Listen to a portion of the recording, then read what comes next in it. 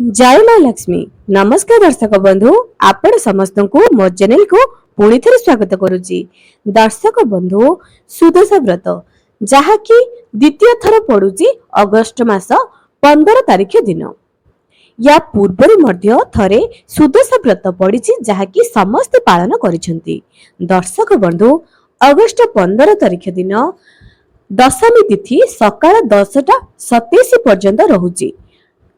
पुरुणा व्रती माने अर्थात जो माने आगर व्रत करिसेंती से माने 10:27 सकाळ 10:27 भितरे निज पूजा कार्य को संपन्न करिवे। सकाळ दशमी गुरुवार पड़िथिले से दिन सुदशा व्रत करा जाए, जहा कि अगस्ट इंग्राजी तारीख अगस्ट 15 तारिख दिन पड़ुची। एवं आपण माने निश्चय मांक पई पुरुणा व्रती माने एही सुदशा व्रत तो करिदेबे। तेबे आमी जानिबा जे नुआ व्रती माने पूजा करिवे कि नाही एवं मांक पूजा रे केउ जिनिस आपण अर्पण कले मांकर आशीर्वाद सदा सर्वदा आपणक ऊपर रहिबो। मु आपणको गोटे परे गोटे विस्तृत भाबरे कहिबी। दर्शक बंधु, सुदशा व्रत मार्गशीर गुरुवार लक्ष्मी पूजा प्रत्येकଙ୍କ घरे घरे हेउची, किंतु समस्त कौन सेतिकी विधि विधानर सहित सेतिकी भक्तिर सहित भगवान कर पूजा करूछंती। चलंतु मु आज आपण मानकु केउ भाबरे आपण भगवान को पूजा करिवे, मां को आपण केउ जिनिस अर्पण करिवे, केउ भली भाबरे निजर भाव को मां को आगे प्रदर्शन कले मां आपणकर गुहारी सुनिवे, से विषय रे आज आपण को विस्तृत भाबरे वर्णना करिवी। मोर अनुरोध जे आपण निहाती वीडियो को शेष पर्यंत देखंतु। मांकर कृपा पाइबा को चाहूले एही वीडियो को बहु मात्रा रे शेयर करंतु एवं आज वीडियो रे जे उपाय सब बताइबी आपण मध्य सुदशा व्रत दिन निज घरे निहाती पालन करंतु।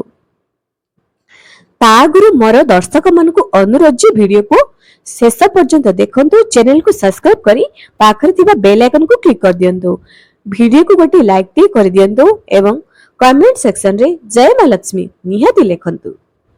दर्शक बंधु, मु तो आपण मानकु कहिदेली जे एही वर्ष श्रावण मास इंग्राजी अगस्ट 15 तारिख दिन सकाळ 10:27 पर्यंत दशमी तिथि रेहुची, जा द्वारा कि आपण माने सुदशा व्रत पूजाटी को संपन्न करि परिबे।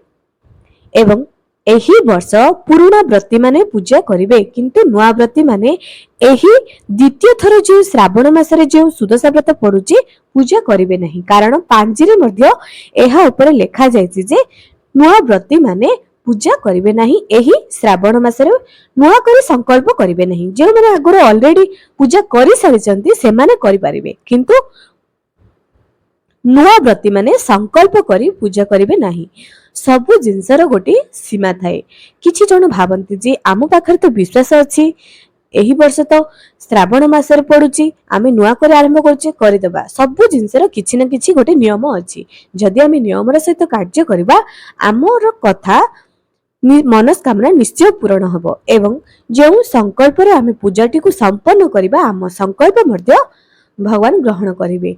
जेउठी नियम अनिवार्य सेठी जेमिति कुहा जे अकाल नियम नास्ति। बहुत असुविधा केउठी गोटे पड़िथिबो सेठी आमे नियम को उल्लंघन करि परिबा, किंतु जेउठारे नियम को पालन कले जे हमर मंगल हबो सेठी काहे कि आमे नियम को पालन करिबा नहीं। आशा करूची मो दर्शक माने निहाती एही कथाटी को बुझी सारिथिबे। तेबे जदि आपण सुदशा व्रत करूचंती, मां को पूजा रे केउ फूल केउ फल केउ पत्र आपण अर्पण कले मांकर कृपा आपण माने पाई परिबे, से विषय रे ध्यान सहित सुनंतु। प्रथमे आपण माने तो मां को पूजा रे पद्म फूल रो मंजीर माला, तमे जेउ दर्शक माने मो वीडियो देखुचंती आपण माने चाहिले ऑनलाइन रु पद्म फूल रो मंजीर माला आपण माने ऑनलाइन रो मगाई परिबे। एबे ही मगाई दियंतु, मां को ताहा अत्यंत प्रिय अटे। एवं पद्म फूल आपण को साइड रे जहाँ भी पद्म फूल मिलुथबो ताहा मां को अर्पण करि परबे। बेल पत्र ओळा गछर पत्र मांकर बहुत प्रिय अटे। धला रंगर पुष्प हलदिया रंगर पुष्प, किंतु कन्यारी किंबा लाल मंदार जातीय कोनोसी भी फूल आपण मां लक्ष्मी को अर्पण करिवे नहीं। एवं ମାଙ୍କର ସବୁଠାରୁ ପ୍ରିୟର ମନ୍ତ୍ର ହେଉଛି ମହାଲକ୍ଷ୍ମୀସ୍ଥ ବିଦ୍ମହେ ବିଷ୍ଣୁ ପତ୍ନୀସ୍ଥ ଧୀମହି ତନ୍ନ ଲକ୍ଷ୍ମୀ ପ୍ରଚୋଦୟାତ୍। ଏହି ମନ୍ତ୍ରକୁ ଆପଣଙ୍କୁ ଯଦି କିଛି ମଧ୍ୟ ଆସୁନାହିଁ, ଏହି ମନ୍ତ୍ରକୁ ଆପଣ ବାରମ୍ବାର ଜପ କରନ୍ତୁ। କେବଳ ସୁଦଶା ବ୍ରତ ନୁହଁ, ପ୍ରତ୍ୟେକ ଦିନ ଆପଣ ଏହି ମନ୍ତ୍ରକୁ ଜପ କରନ୍ତୁ। ଏବଂ ସୁଦଶା ବ୍ରତରେ ଆପଣ ତ ସୁଦଶା ବ୍ରତ କଥା ବହି କଥା ନିଶ୍ଚୟ ପଢିବେ, କିନ୍ତୁ ଯଦି ମାଙ୍କର ବିଶେଷ କୃପା ପାଇବା ପାଇଁ ଚାହୁଁଛନ୍ତି, ନିହାତି କନକଧାରା ସ୍ତୋତ୍ରମ୍ ପାଠ କରନ୍ତୁ। ଯଦି ଘରେ ଧନ ସମ୍ପଦର କମି ଅଛି, ଯଦି ଘରେ ଟଙ୍କାର ଅଭାବ ଲାଗି ରହୁଛି, କନକଧାରା ସ୍ତୋତ୍ରମ୍ ନିଜେ ପଢନ୍ତୁ କିମ୍ବା ଶୁଣନ୍ତୁ। ଏହି କନକଧାରା ସ୍ତୋତ୍ରମ୍ ମାଙ୍କର ଏତେ ପସନ୍ଦ ଯେ ଏହି କନକଧାରା ସ୍ତୋତ୍ରମ୍ ମା ଶୁଣିଲେ, ମାଙ୍କ ଆଗରେ ପାଠ କଲେ, ମାଙ୍କ ଆଗରେ ବଜାଇଲେ, ଭକ୍ତିର ସହକାରେ ମା ନୃତ୍ୟ କରନ୍ତି। ମାଙ୍କୁ ଏତେ ପସନ୍ଦ ଏହି କନକଧାରା ସ୍ତୋତ୍ରମ୍। ଯଦି ଆପଣ ମାନେ ପଢି ପାରୁଛନ୍ତି, ତେବେ ନିହାତି ଏହି କନକଧାରା ସ୍ତୋତ୍ରମ୍କୁ ମାଙ୍କ ଆଗରେ ନିହାତି ପାଠ କରନ୍ତୁ। ଆଉ ଗୋଟେ ହଉଛି ଶ୍ରୀ ସୂକ୍ତମ୍।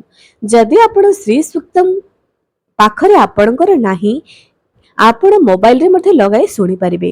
ଯଦି ଆପଣ କନକଧାରା ସ୍ତୋତ୍ରମ୍ ଶ୍ରୀ ସୂକ୍ତମ୍ ପ୍ରତ୍ୟେକ ଦିନ ଆପଣ ଶୁଣନ୍ତି କିମ୍ବା ନିଜେ ପାଠ କରନ୍ତି, ଆପଣଙ୍କ ଘରୁ ଦୁଃଖ ଦରିଦ୍ର ନିଶ୍ଚୟ ଚାଲିଯିବ।